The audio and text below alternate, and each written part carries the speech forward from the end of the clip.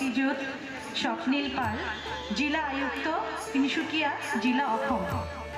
শ্ৰদ্ধা ভাজনেশু ভাৰত সেৱাশ্ৰম সংঘ তিনিচুকীয়া তৰফৰ পৰা আমি অপাৰ আনন্দৰে অভিনন্দন জ্ঞাপন কৰাৰ লগতে আগন্তুক ইংৰাজী নৱবৰ্ষৰ আন্তৰিক শ্ৰদ্ধা আৰু শুভেচ্ছা জ্ঞাপন কৰিছোঁ।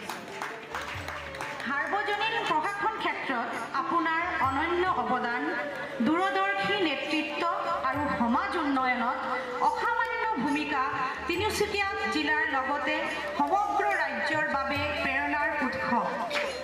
সৎ অধ্যৱসায়, শ্ৰেষ্ঠ শাসন ব্যৱস্থা আৰু সামগ্ৰিক উন্নয়নৰ ক্ষেত্ৰত আপোনাৰ দীৰ্ঘদিনৰ নিষ্ঠা যথাযোগ্যভাৱে সন্মানসমূহেৰে মৰ্যাদিত হৈছে।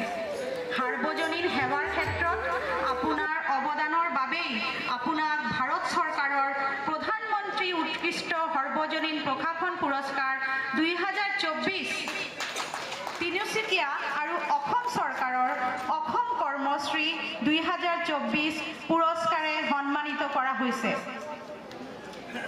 তিনিচুকীয়া জিলাৰ মাজমজিয়াত সকলোৰে সুবিধা হোৱাকৈ জিলা গ্ৰন্থাগাৰ হাব প্ৰতিষ্ঠিত কৰাত আপোনাৰ বিশেষ অৱদানক আমি গভীৰ কৃতজ্ঞতাৰে স্মৰণ কৰিছোঁ। এই পদক্ষেপে শিক্ষা দীক্ষা, জ্ঞান বিজ্ঞান আৰু সমাজ শক্তিকৰণৰ ক্ষেত্ৰত এক দৃষ্টান্ত স্থাপন কৰিছে।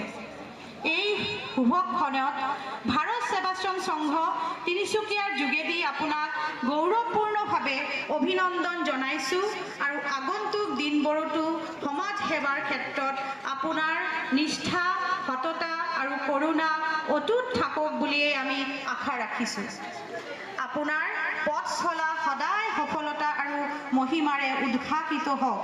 আচাৰ্য শ্ৰীমৎ স্বামী পৰমানন্দজী মহাৰাজে আপোনাৰ ওপৰত তেওঁৰ দিব্য আশীৰ্বাদ বৰ্ষণ কৰক আৰু দীঘল, আৰোগ্যদায়ক, সমৃদ্ধিশালী আৰু সুখময় জীৱন দান কৰক।